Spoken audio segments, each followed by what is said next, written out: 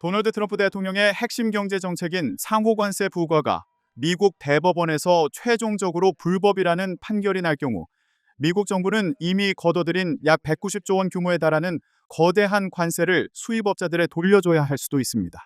이에 대비해 코스트코에서 레이벤에 이르는 미국의 주요 기업들이 트럼프 행정부의 패소 가능성에 베팅해 관세를 남들보다 먼저 돌려받기 위한 소송전에 나서고 있다고 미국 매체 악시오스가 현지 시간 15일 보도했습니다. 최근 수주 동안 코스트코, 레블론, 범블비 푸즈, 레이벤 제조사 등이 잇따라 트럼프 행정부를 상대로 국가 비상경제권한법에 따라 미국 내에서 부과징수한 모든 관세를 환급해달라는 소송을 제기했습니다.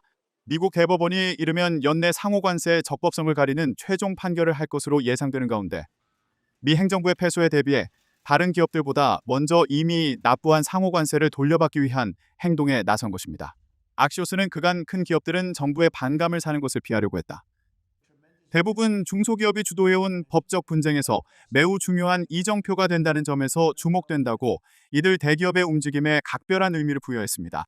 트럼프 행정부는 자국의 심각한 무역 적자가 국가 비상사태에 해당한다고 규정하고 지난 4월부터 대통령에게 수입 규제 권한을 부여한 IEPA 조항을 법적 근거로 삼아 세계 주요국에 이른바 상호관세를 부과하기 시작했습니다. 상호관세는 무역확장법 232조를 근거로 철강, 자동차 등 상품에 별도로 부과 중인 품목 관세와 더불어 트럼프 행정부 관세 정책의 양대축 가운데 하나입니다. 무역확장법 232조에 따른 품목별 관세 부과 방식은 과거 미국 정부가 사용한 적이 있었습니다. 그러나 IEPA를 근거로 삼아 한 나라의 광범위한 상품에 일률적으로 고율의 관세를 부과한 방식은 트럼프 2기 행정부가 처음으로 활용하기 시작했습니다. 이후 미국에서는 트럼프 대통령이 IEPA 규정을 확대 해석해 관세 부과권을 가진 의회의 고유 권한을 무시하고 자의적으로 관세를 부과하고 있다는 비판이 제기됐습니다.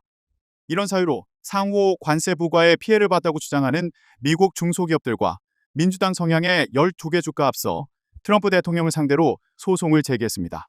이 소송에서 원고 측이 1, 2심에서 모두 승소했고 마지막으로 대법원 판결만 남겨두고 있습니다. 악시오스는 대법원이 상호관세 부과가 불법이라고 최종 판결할 경우 거액의 관세를 환급하는 절차를 놓고 미국에서 큰 혼란이 벌어질 가능성이 있다고 내다보면서 코스트코 등 대기업들의 잇따른 소송 제기가 관세 환급을 확실하게 빨리 받기 위한 조처라고 분석했습니다.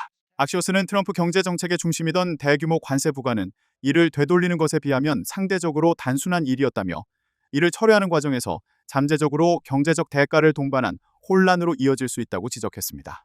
최근 미국 법무부가 법원에 제출한 소송 자료에 따르면 최근까지 거친 상호관세는 1,300억 달러에 달합니다.